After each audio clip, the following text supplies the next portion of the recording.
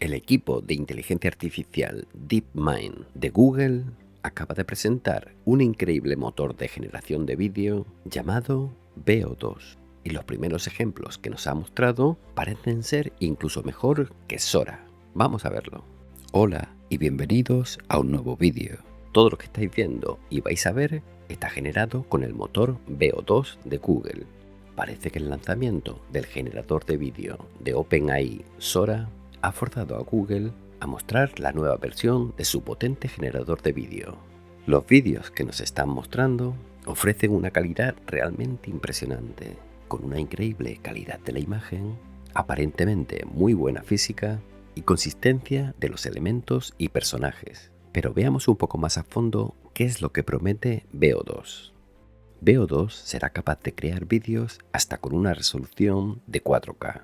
Entenderá prompts de movimientos de cámara y datos técnicos de la misma, como por ejemplo gran angular, vista de dron, punto de vista personal, desenfoque de fondo, etc. DeepMind afirma que tiene una excelente recreación de la física del mundo real, incluso de las expresiones humanas. En las pruebas de comparación ciega, la mayoría de usuarios han preferido los vídeos generados con Veo 2 por encima de Sora y del resto de competidores en el terreno de los generadores de vídeo con inteligencia artificial. Pero no todo es perfecto.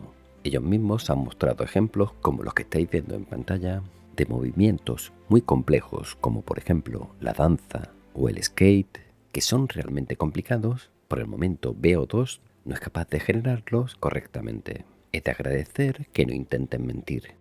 Los vídeos que han presentado tienen una duración de 8 segundos. No sabemos aún si este es su límite.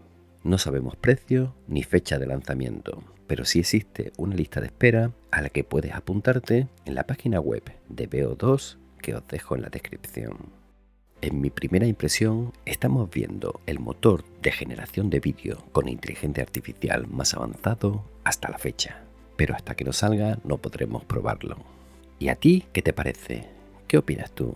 Y eso es todo en este vídeo. Gracias por haberlo visto. Dale like si te ha gustado. Suscríbete que todavía es gratis. Comparte, comenta, pero sobre todo, sé feliz. Nos vemos muy pronto. Bye bye.